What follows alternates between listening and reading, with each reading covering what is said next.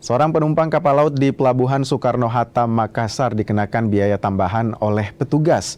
Biaya dikenakan lantaran barang bawaan penumpang melebihi kapasitas. Ini barang mau dibayar 200.000 ini. Ini cuma begini barang. Dari video singkat terlihat barang bawaan penumpang melebihi kapasitas. Petugas menjelaskan jika kelebihan bagasi akan dikenakan tarif tambahan Rp200.000. Aksi ini pun viral dan menuai tanggapan netizen. Menanggapinya, pihak Pelni bilang kebijakan tersebut sudah tertuang dalam aturan perusahaan. Barang bawaan penumpang dibatasi hingga 40 kg. Jika melebihi batas, wajib membayar biaya kelebihan bagasi sesuai tarif yang telah ditetapkan. Tarif ditentukan berdasarkan daerah tujuan dengan nominal antara Rp2.000 hingga Rp15.000 per kilogramnya.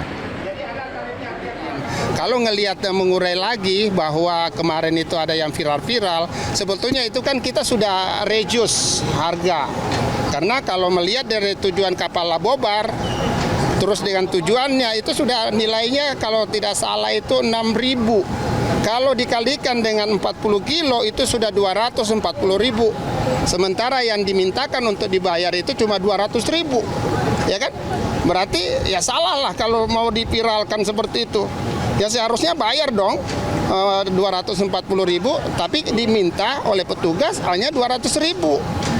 Nah, kenapa dibilang mahal? Kan secara ada tarif. Jadi kita tidak ada bahwa tim yang berada di bagian timbangan itu melakukan kecurangan, sebetulnya tidak ada. Dan itu deal dengan penumpangnya. Kejadian ini menjadi pengingat akan pentingnya mematuhi ketentuan yang berlaku, termasuk barang bawaan, demi kenyamanan dan kelancaran perjalanan.